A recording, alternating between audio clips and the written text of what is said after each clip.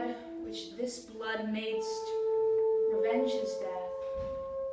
O earth, which this blood drinkest, revenge his death. Either heaven with lightning strike the murderer dead, or earth gape open wide and eat him quick, as thou dost swallow up the good king's blood, which his hell-governed arm hath butchered. Anne curses Richard. Because all the time. Of course, yeah, because she hates him. Because, I mean, obviously, like, if someone killed your husband or your fiance, I don't think you would have anything but hatred for them, unless you hated your fiance, but she did not, you know? And she just says with his, and thou dost swallow up this good king's blood, which his hell-governed arm hath butchered. So she's like, my good king has been slain, and his blood is being, you know, drunken up by the earth, and this demon from hell, like his hellish arm, has killed this pure soul. So just kind of that juxtaposition between her man and Richard as being like light and dark. She talks about him, and then she talks to him. Fouler than heart can think thee. Thou canst make no excuse current, but to hang thyself. Black night o'ershade thy day, and death thy life. Curse not thyself, fair creature, thou art both. I would our words be revenged on thee. It is a quarrel most unnatural, to be revenged on him that loveth thee. It is a quarrel just and reasonable, to be revenged on him that killed my husband. Another thing that comes up is sleep.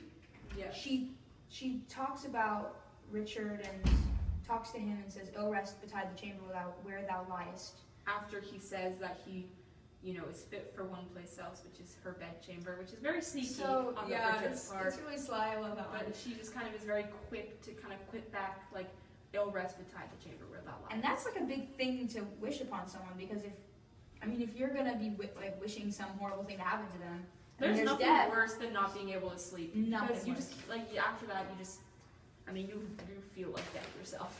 Let him thank me that hope to send him thither, for he was fitter for that place than earth. And thou unfit for any place but hell. Yes, one place else, if you will hear me name it. Some dungeon. Your bedchamber. Ill rest betide the chamber where thou liest. If ever he have child, abortive be it, prodigious, and untimely brought to life, whose ugly and unnatural aspect may fright the hopeful mother at the view, and that be heir to his unhappiness.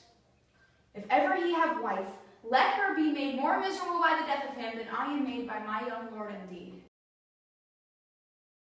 Sorry. Initially, Richard No, this is not going to work like that. gives Anne a sword with which to kill him. If thy revengeful heart cannot forgive, lo, here I lend thee this sharp-pointed sword, which if thou please to hide in this true bosom, and let the soul forth that adoreth thee, I lay it naked to the deadly stroke, and humbly bet the death upon my knee.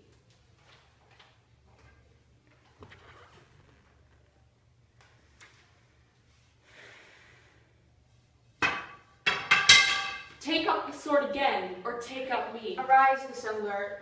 Though I wish your death, I cannot be thy executioner. She drops the sword. She drops the sword because she just doesn't can't want do it. Like, she wishes death upon him, but she won't be the person who killed him, Yeah. which is sort of like also a little bit of her purity. And she realizes, like, she curses him, but then she realizes that she really cursed herself. This was my wish. Be thou, quoth I, accursed for making me so young, so old a widow. And when thou wettest, let sorrow haunt thy bed, and be thy wife, if any be so mad, as miserable by the life of thee, as thou hast made me by my dear lord's death. Lo, ere I can repeat this curse again, within so small a time my woman's heart grossly grew captive to his honey words, and proved the subject of mine own soul's curse, which ever since hath held mine eyes from rest, for never yet 1 hour in his bed did I enjoy the golden dew of sleep, but with his timorous dreams was still awaked.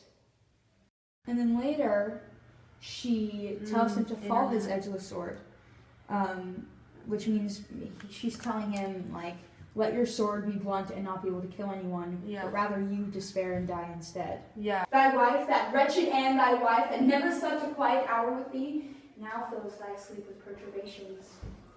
Tomorrow in battle, think on me. and fall thy edgeless sword. Despair and die. Yeah, so she's gone to like the point where she just hates him so much that she actually does want him to die, and like as a ghost she can't really do anything about it, but I think that if she could, she would.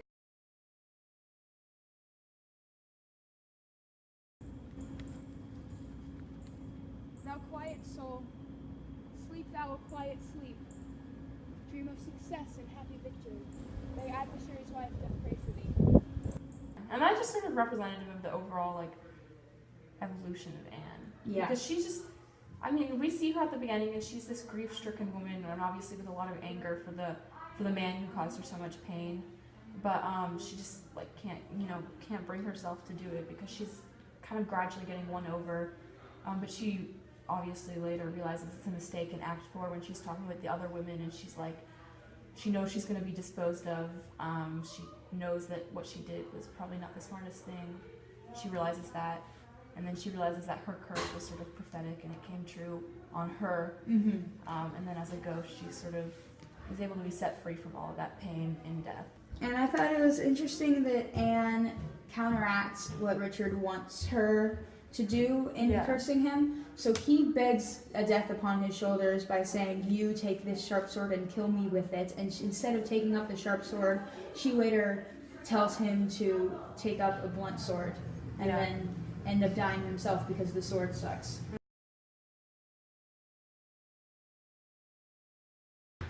Okay, so in terms of costumes, we chose to have Richard in black just to kind of represent the whole like darkness of his soul. Yeah. Obviously, because he's not really a very loving person, even though he can sort of pretend to be sometimes. Mm-hmm. But I don't think that's really who he is. And we had Anne beginning with a white shirt and a black skirt, and that kind of shows the dual nature of her emotions and of, I guess, human beings who aren't like Richard and horrible. Mm-hmm. But also like the flowers in her skirt being sort of more colorful, also representing her personality. And then just as someone who isn't purely evil. Mm-hmm. And then as Richard kind of gets to know her and as she kind of associates with Richard, she starts to wear all black except the flowers on her skirt continue to be colors, and that kind of shows how Richard has almost infected her.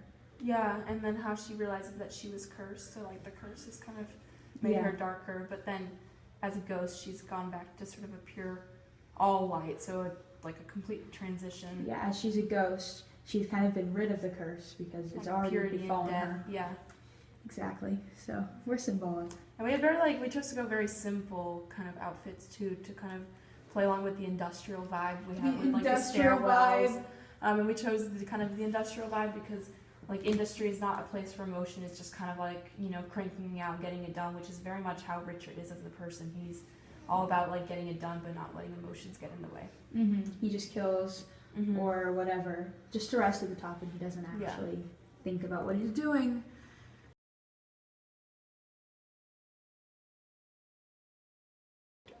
Anne's character changes because of Richard changing her. Yeah, I feel like it kind of is evident how much any swing in her character is caused by Richard. And we tried to point that out with the costumes by kind of changing it from black to white over the course of the filming and stuff.